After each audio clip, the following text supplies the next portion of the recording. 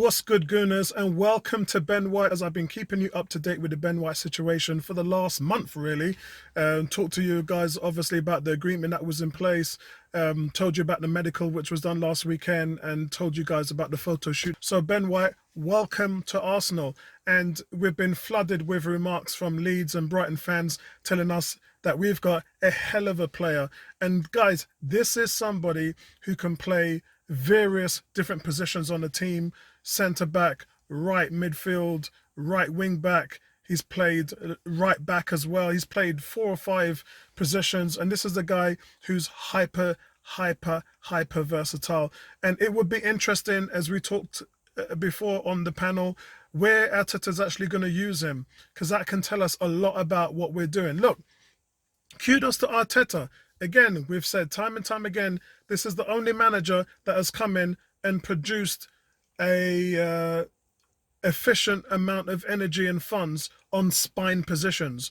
Gabriel, Thomas Partey. If you look at now Thomas Partey in the midfield, and we're looking for someone who can go next to him, which hasn't been done yet, that is something which is a work in progress. If you look at the centre backs, he spent 80 million on Gabriel and Ben White. When have you known the team to do that? Yeah, man like Mustafi was a 30 million investment and just was one of the worst buys in Arsenal history. And in comes Arteta and is keen on these values, on where he wants to improve the team and how much he's willing to pay to do it. So, guys, it's a very good deal. Ben White, listen, I know that you're going to come and bring us a lot of gravitas. You're going to be replacing that David Luiz spot, and we're looking to see him bring the ball out of the backfield with dribbles, with that passing accuracy, with that ability to create from defense into attack. And that is going to help this team tremendously. It's one of the areas that we're sadly lacking in. And this guy has a lot to prove. Look, you come in, you could have gone to a lot of places, we know that. But I did say to you guys, many of the spots on the big teams have already been filled. If you sign for Liverpool, if you sign for Man City, if you sign for Man United, if you sign for Chelsea, where are you going to play? So the only alternatives for these type of players is an Arsenal, a Spurs, or maybe a Leicester City. Yeah, let's not talk about West Ham, because that could have been a fluke season. We don't know how strong West Ham are going to be, or Aston Villa, or Everton, or any of those other teams, until we see them produce again this season. As well as they've done, as we've seen with Wolves, it can easily just go the other way, and then you'll fall by the waysides. So I think with Ben White, he's chosen a team that has got a rich history of won trophies throughout, even in their worst years and best years. Arsenal have won, remember, they won 3 FA Cups out of the last 5. So Arsenal are continuing to show greatness and achievement and the values of winning honours, even when the team is not that great.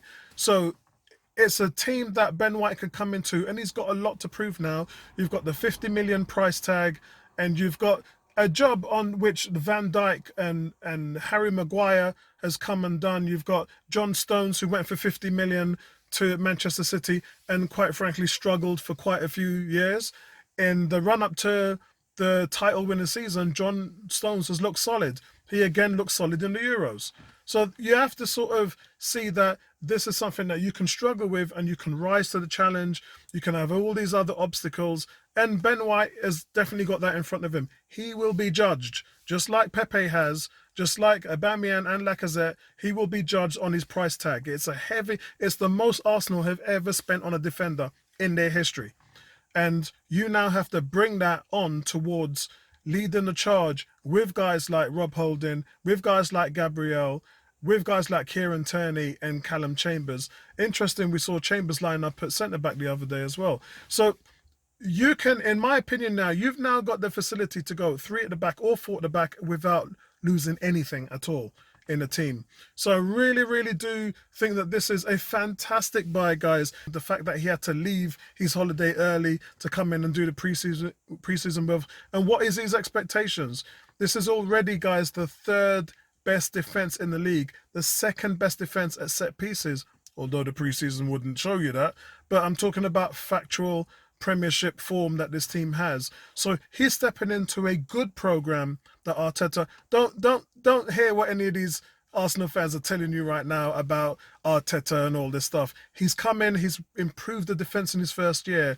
Now we're looking for him to improve the midfield, which will help the attack. And slowly but surely, this thing should start to show some legs of improvement in terms of where Arsenal are in their transition. And that is what I'm on board for. Yeah, you guys heard me talk about I'm on board Teta for this.